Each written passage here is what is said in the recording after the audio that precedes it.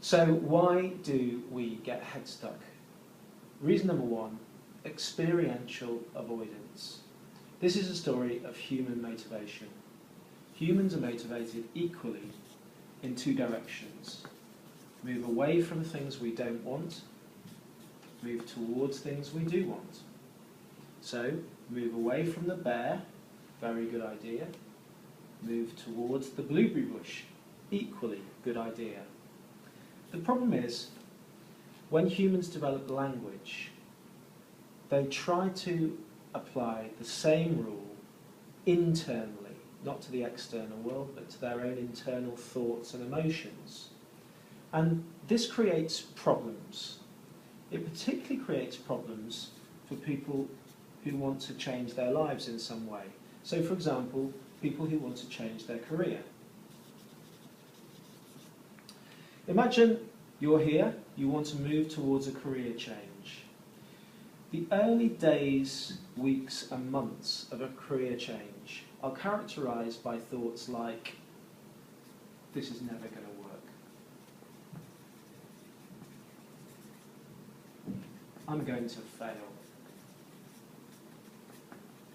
I'm too old to change.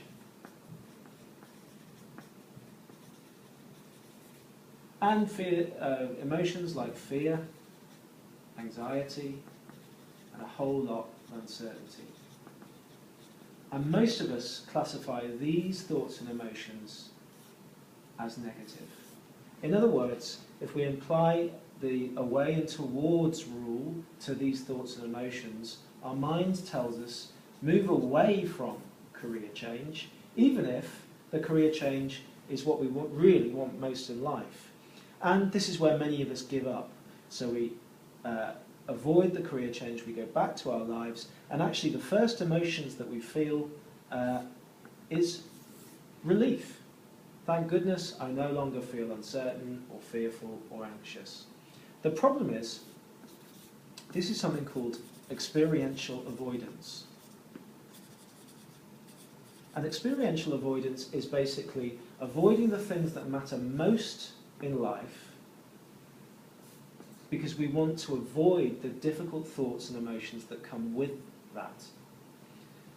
And the big problem is, if we spend our whole lives being experientially avoidant, this does not lead to happiness. Actually, this leads to narrow lives where we are living in pursuit of not experiencing thoughts and emotions rather than living in pursuit of what's going to fulfill us the most. And this leads to much greater unhappiness, and in fact even to things like depression.